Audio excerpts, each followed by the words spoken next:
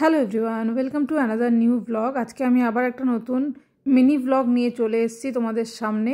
সকাল সকাল স্নান কমপ্লিট করে আমি এখানে শাড়ি পরে নিয়েছি, রেডি হয়ে নিয়েছি। আজকে আমরা সবাই মিলে আশ্রমে যাচ্ছি। এদিন আমাদের আশ্রমে কি ছিল সেটা তোমরা একটু পরেই জানতে পারবে। এখানে আমি ব্যাগ নিয়ে নিয়েছি, খুব তাড়াতাড়ি রেডি হয়ে আমাদের সবার একসাথে বেরোনোর ছিল। আমরা এখান থেকে 9 জন একসাথে যাব, বাকিরা সবাই সবার মতন গাড়ি নিয়ে যাচ্ছে। আমি এখানে বাইরে বেরিয়ে পড়েছি। এখানে আমাদের গাড়ি চলে এসছে, এই আমাদের গাড়ি, এখানে আমার বর, এখানে বাকিরা সবাই হাই করে দিচ্ছে। সো চলো এখন যাওয়া যাক। আশ্রমে পৌঁছে তোমাদের সাথে আমরা বাকি সমস্ত কিছু শেয়ার করছি।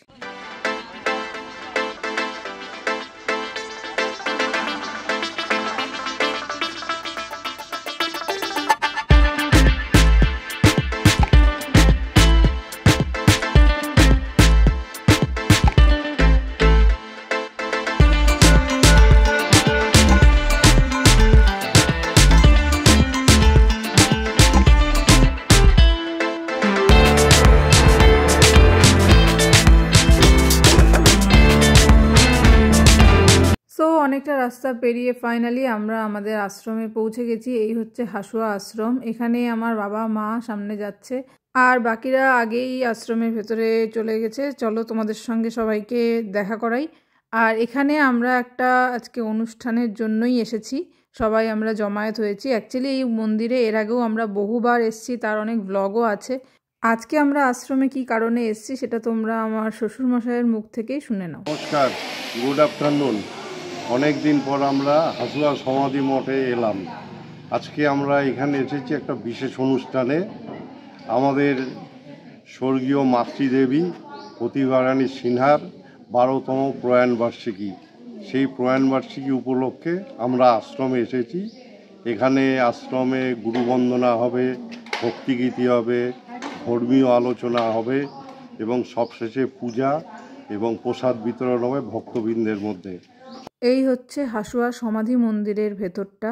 এর আগে আমার শ্বশুরমশাই এখানে ভ্লগ করেছেন, বাট আমি প্রথমবারই করছি, তাই অনেক কিছু ভুল ত্রুটি হতে পারে, তাই কোনো কিছু ভুল হলে ক্ষমা করবেন। যাই হোক, এখানে আমার ছোট ননদিনী, সে আমাদের ঠাম্মার ছবিটাকে খুব সুন্দর করে বসিয়ে রাখছে। এই হচ্ছে আমাদের ঠাম্মা। আর এদিকে বাইরে বাকিরা সবাই বসে আছে। তখনও মেজদি ছোটদি ওদের আসা বাকি ছিল, তাই আমরা কোনো রকম কোনো প্রার্থনা শুরু করিনি। সবাই আসলে একসাথেই প্রার্থনা শুরু হবে, আর ভোগের রান্না সেটাও হচ্ছিল। এরপর আমরা আশেপাশে একটু ঘুরতে বেরোই, আমি আর আমার ননদ। সেদিন ওয়েদারটা এত ভালো ছিল, ঠান্ডাটাও একদমই কম ছিল, এদিকে রোদ চারপাশে। আর এখানে এসে এত সুন্দর সর্ষা ফুলের ক্ষেত দেখে খুবই লোভ লাগছিল, মনে হচ্ছিল কিছু ফুল তুলে নিয়ে যাই, বাট সেটা তো ঠিক হবে না, তাই জন্য আমরা অনেক কষ্টেই নিজেদেরকে রেজিস্ট করেছিলাম। আর এখানে দেখো এই কুকুর ছানাটা এত কিউট ছিল, সবাই ওর ভিডিও আর ফটো তুলছিল। এখানে আমার বড়মশাই, সে ওর ফটো তুলে নিচ্ছে। ছোটবেলায় একটা কুকুরের খেলনা পাওয়া যেত, ঠিক ওরকমই দেখতে ছিল এই কুকুর ছানাটা। আর ইতিমধ্যে এখানে মেজদি, উৎপল দা আর ছোটদি সবাই চলে এসছে। এখানে জেম্মা, পিছনে হচ্ছে ছোটদির শাশুড়ি মা। এখানে ছোটদি আর আমি একই টাইপের সাজ সেজে গেছিলাম সেদিন। আমাদের জুয়েলারি, শাড়ি সমস্ত কিছুই প্রায় সেম ছিল। তোমরা অবশ্যই জানিও আমাদেরকে কেমন লাগছিল।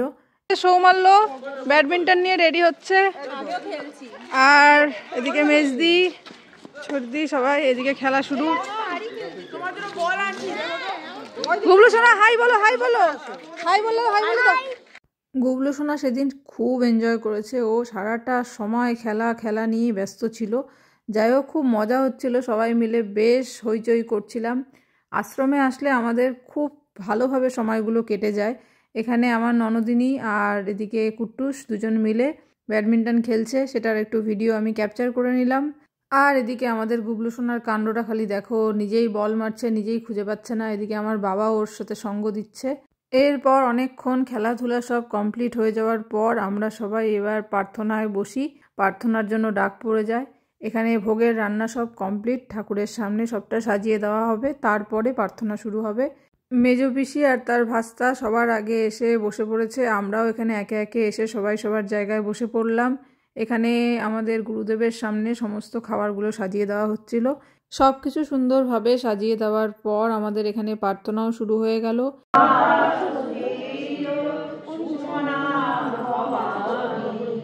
অর্থ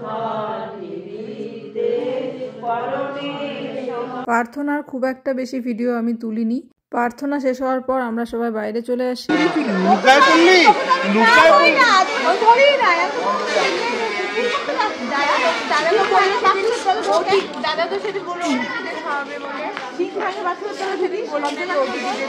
মলয়দা হাই করে দাও একটু।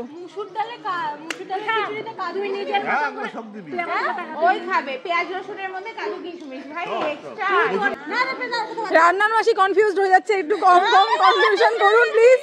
এত কনফিউশনে রান্নার মাসি যদি শুয়ে পড়ে, রান্নার মাসি শুয়ে পড়লে চাপ হয়ে যাবে। এখানে তখন আমাদের পিকনিকের ব্যাপারে আলোচনা চলছিল। পিকনিকের মেনু নিয়ে একটা ক্যাচাল লেগে গেছে। যাই হোক, এখানে কারোর মতামত মিলছিল না। সাডেন একটা পিকনিকের প্ল্যান হচ্ছিল, সেই পিকনিকের ব্লগ তোমরা খুব শিগগিরই দেখতে পাবে। যাই হোক, এখানে আমরা সবাই খেতে বসে পড়েছি। অনেকটা বেলা হয়ে গেছিল। সবাই মিলে একসাথে এভাবে খেতে বসার মজাটাই আলাদা। আমরা সবাই মিলে বেশ এনজয় করছিলাম। এখানে আমি সবার ভিডিও নিচ্ছিলাম, বাট আমার ভিডিওটা নেওয়া হয়নি।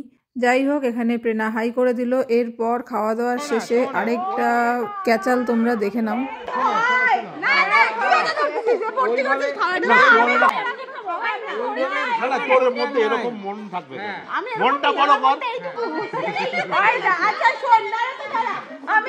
খিচুড়ির সাথে সবাই ডিম খাবে, আমি কি খাবো? বাঁধাকপির ঘন্ট, পাপড়, পাপড়, চাটনি। আমি ডিমের আলু খাবো না, আমি ডিমের সাথে আলু খাই না। আমার জন্য একটা কিছু ব্যবস্থা কর দাদা। দুইটা বলতেছি, দেখ দুইটা করতে হতো। কিছু কি দিব? রাস্তায় কিছু একটা এনে দিস। মালাই কোফতা, মালাই কোফতা। ভালো কথা বলি আর না বলো। হ্যাঁ সত্যি এই পিকনিকটা ক্যান্সেল করতে হবে মনে হচ্ছে। তোরা তো খাবি না, এ খাওয়াবে আমাকে। এই খিচুড়ির সাথে একটা কিছু তো দিবে না। দাদাভাইদের সঙ্গে বলছো তোমার ভরণ পোষণের দায়িত্ব নিয়ে নিবে, বলছিল না যে 2 বেলার খাবার খরচা আমি দিয়ে দিব। বলে 2 বেলার খাবার খরচা দিয়ে দিব। আমি কালকে খাবো না। না কালকে তো আজকে আজকে আজকের কথা হচ্ছে। টাইম পার হয়ে যাবে, টাইম পার তো 8টার পরে কিছু খায় না। টাইম বার ডকুমেন্ট ভালো হচ্ছে। ওই দাদা দাদা দেখ, এই বোনের কোনো খরচা নাই, তাহলে তুই এটা নে। তাহলে নটরাজে আরে চল। সো তোমরা সবটা বুঝেই গেছো আশা করছি। আমাদের পিকনিক নিয়েই একটা পরিকল্পনা, সেই নিয়েই কথোপকথন চলছে। সম্পূর্ণটা আমি আনকাট রাখার চেষ্টা করলাম। সত্যি বলতে আমাদের একটা অনুষ্ঠান শেষ হতে না হতে আরেকটা অনুষ্ঠানের প্ল্যানিং হয়ে যায়। এখানে আমাদের গুবলু সোনা সবাইকে টাটা করে দিল। এবার সবার বেরোনোর পালা। সেদিন অনেকটাই বেলা হয়ে গেছিল, মোটামুটি ফিরতে ফিরতে আমাদের 4:30 বেজে গেছিল। চলো টাটা টাটা টাটা। এখানে আমরা দাদা ভাইয়ের গাড়িতে উঠে পড়ি আর সামনে ছোটদিদের গাড়ি।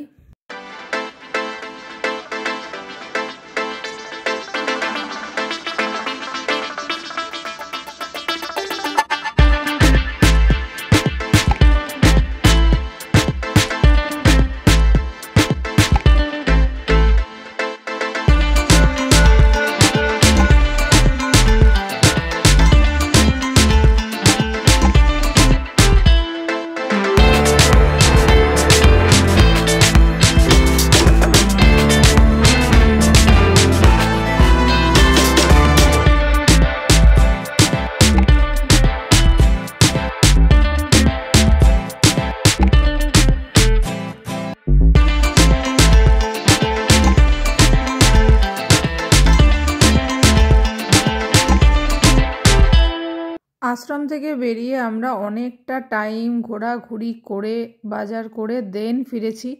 আজকের এই মিনি ব্লগটা আমি এখানেই শেষ করছি। আজকের মিনি ব্লগে যদি কিছু ভালো লেগে থাকে প্লিজ একটা লাইক করে দিও, আর আমার এই পেজটিকে একটু ফলো করে সাপোর্ট করে দিও। যারা ইউটিউব থেকে দেখছো তারা অবশ্যই সাবস্ক্রাইব করে দিও। দেখা হচ্ছে অন্য আরেকটি এক্সাইটিং মিনি ব্লগে। ততক্ষণের জন্য সবাই ভালো থাকো, সুস্থ থাকো। সকলকে টাটা।